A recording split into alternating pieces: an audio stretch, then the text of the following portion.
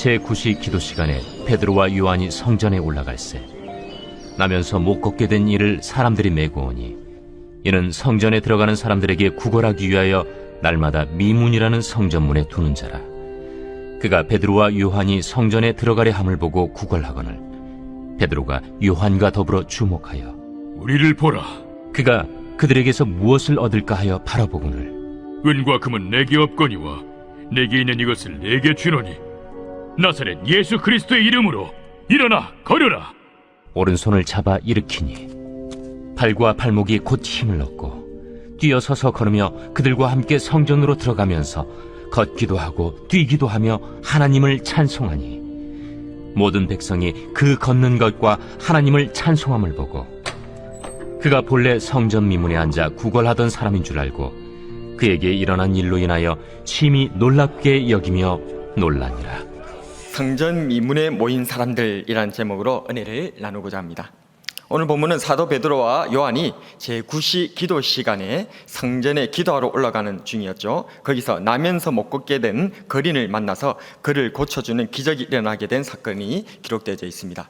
이 기적이 일어난 장소가 바로 성전 미문인데요. 오늘은 이 성전 미문을 중심으로 하여서 은혜를 한번 나눠보도록 하겠습니다. 그렇다면 왜 성전 미문에서 기적이 일어났던 것일까요? 첫 번째로 성전에서 가장 아름다운 문이기 때문에 그렇다는 것입니다.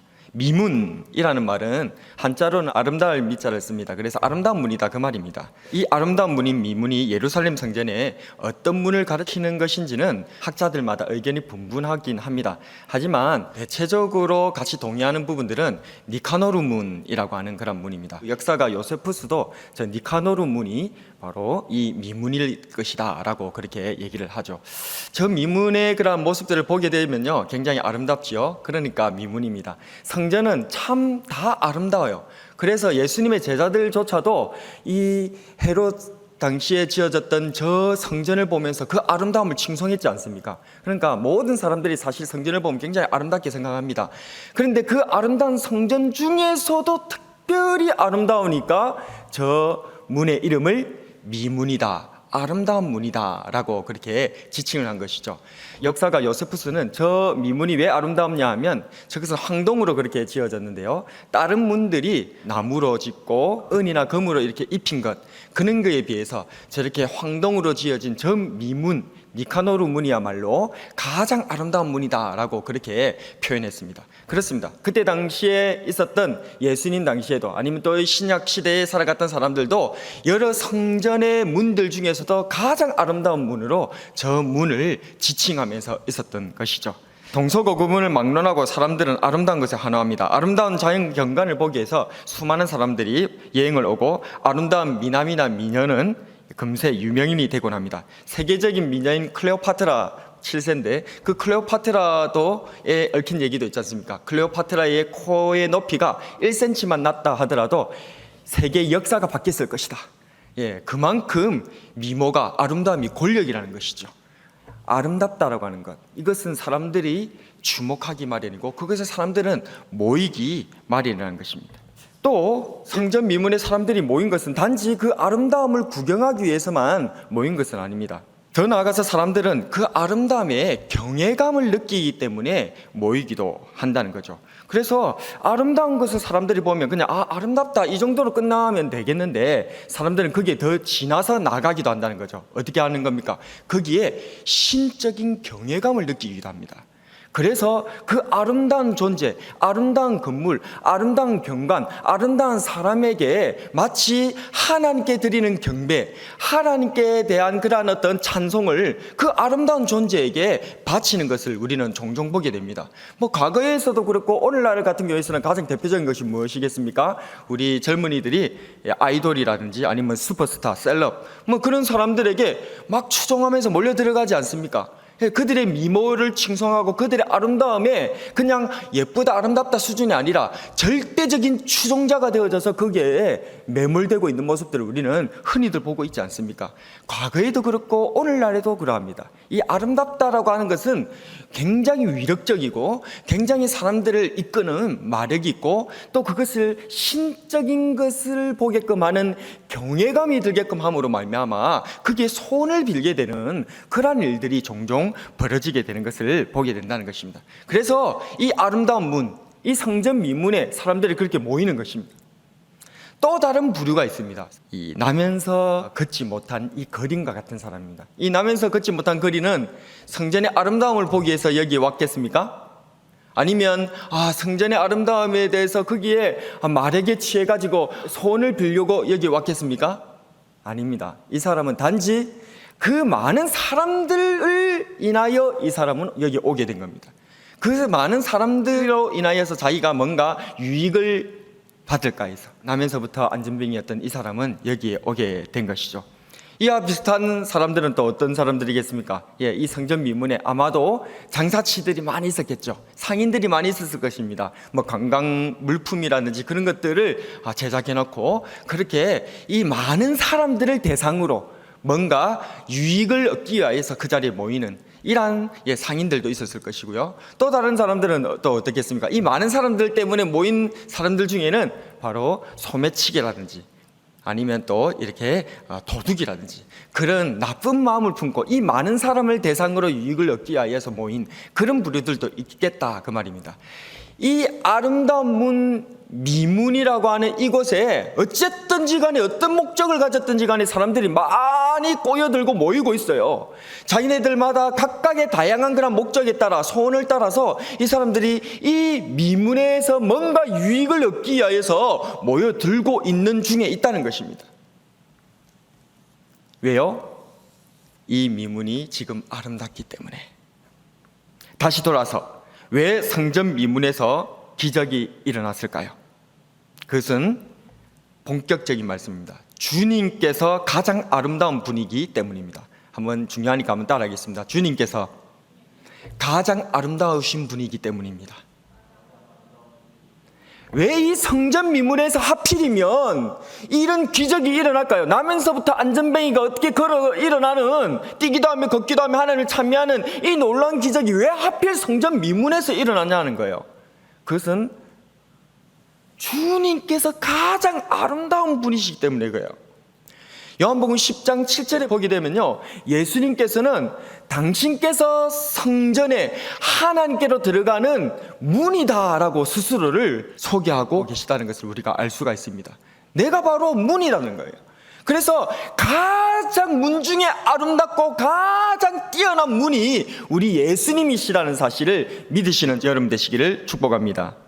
그렇습니다. 예수님께서 가장 아름다운 문이시고 가장 아름다운 분이시기 때문에 가장 아름다운 이 미문의 주인공이 예수님이시기 때문에 이 미문에서 기적이 일어난 거예요. 여러 이유로 이 아름다운 미문에 많은 사람들이 모입니다. 그런데 여기 전혀 다른 이유로 이 미문을 찾은 사람들이 있었습니다. 그 사람들은 바로 사도 베드로와 요한이었습니다. 이들은 경건한 유대인의 신앙 습관을 따라서 제9시에 기도하기 위하여서 이 성전을 찾았던 사람이었습니다. 이 거린이 먼저 사도 베드로와 요한을 보았고 그들에게 은혜를 구합니다. 성경에 표현된 구걸은 은혜를 구한다라고 하는 그런 표현이거든요. 이 거린이 보는 사람은 아마 단 두 부류밖에 없을 거예요. 자기에게 돈을 줄 만한 사람, 또 다른 부류는 자기에게 돈을 안 줄 사람. 이 거린은 지금 사도 베드로 선생님과 요한 선생님을 자기에게 돈을 줄 만한 사람, 자기에게 은이나 금이나 뭔가를 줄 만한 사람으로 이 사람은 보았다는 거예요. 그때서야 비로소 사도 베드로와 요한은 이 거린을 주목한 것입니다. 그들의 눈에 비친 이 거린은 매우 불행한 사람이었습니다. 우리는 이 거린이 불행해 보이는 이유가 나면서 못 걷기 때문에 혹은 돈이 없어서 구걸하는 삶을 살 수밖에 없었기 때문에 불행하다라고 생각할 수 있습니다. 그러나 사도 베드로와 요한의 눈에 이 거린이 불행한 것은 다른 이유 때문이었다는 것을 우리는 주목할 필요가 있어요. 이 거린의 진정한 불행은 바로 관점의 불행이었다는 거예요. 눈이 있어도 보지 못하고 귀가 있어도 듣지 못하는 것이 이 거린의 불행이었다는 거예요. 이와 비슷한 일을 구약 성경에서 찾을 수 있습니다. 기적의 선지자 엘리사에게는 젊은 사환이 있었습니다. 하루는 엘리사를 잡아 죽이려고 이 아람 군대를 이끌고 와서 엘리사가 살고 있는 도단 성읍을 다 포위를 해버린 겁니다. 아침에 이 젊은 사환이 깨어서 일어나서 보니까 지금 적군에게 완전히 포위된 겁니다. 너무 두렵고 낙심이 돼가지고 이제 어찌할꼬 하는 그런 상황에서 엘리사가 그를 위해서 기도를 해줍니다. 열왕기하 6장 17절에 기도하여 이르되 여호와여 원하건대 그의 눈을 열어서 보게 하옵소서 하니 여호와께서 그 청년의 눈을 여심해 그가 보니 불말과 불병거가 산에 가득하여 엘리사를 둘렀더라. 이후 엘리사 선지자는 아람 군대의 눈을 어둡게 하기도 하였죠. 이 사건을 통해서 우리는 무엇을 알 수 있습니까? 그렇습니다. 하나님을 믿는 성도는, 그리스도인들은 보는 관점이 달라야 된다는 겁니다. 엘리사의 젊은 사원은 육신의 눈으로 아람의 군대를 바라보고는 공포와 절망 가운데 빠져버렸습니다. 그러나 그의 눈이 열리자 하나님의 불말과 불병거를 볼 수 있게 되었죠.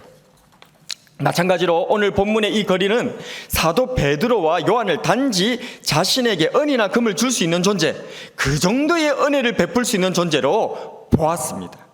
그러나 마치 엘리사가 자신의 사환의 눈을 밝혀 주었던 것처럼 사도 베드로와 요한도 거린에게 말합니다. 4절에 보면 우리를 보라. 눈이 있다고 그냥 보는 게 아니고 정확하게 보라는 거예요. 육신의 눈으로 보지 말고 믿음의 눈으로 정확하게 보라는 거예요. 하지만 여전히 육신적 생각으로 눈이 어두워져 있었던 이 거린은 단지 5절 말씀에 보면 무엇을 얻을까 하여 사도 베드로와 요한 선생님을 보았다라고 기록하고 있습니다. 그때 사도 베드로와 요한 선생님이 아주 유명한 말씀을 하셨죠. 6절이죠. 은과 금은 내게 없거니와 내게 있는 이것을 너에게 주노니 나사렛 예수 그리스도의 이름으로 일어나 걸어라.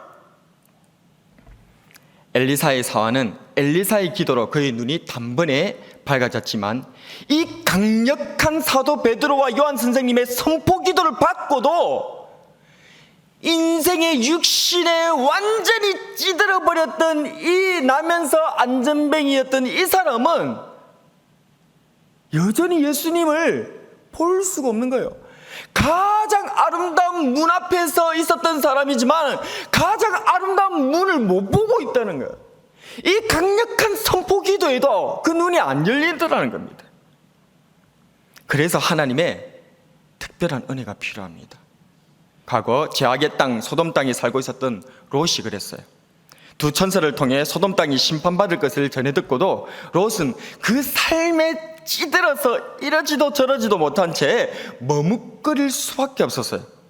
이 절체절명의 상황에 성경은 말합니다. 그러나 롯이 지체하며 그 사람들이 롯의 손과 그 아내의 손과 두 딸의 손을 잡아 인도하여 그 성 밖에 두니 여호와께서 그에게 자비를 더하심이었더라.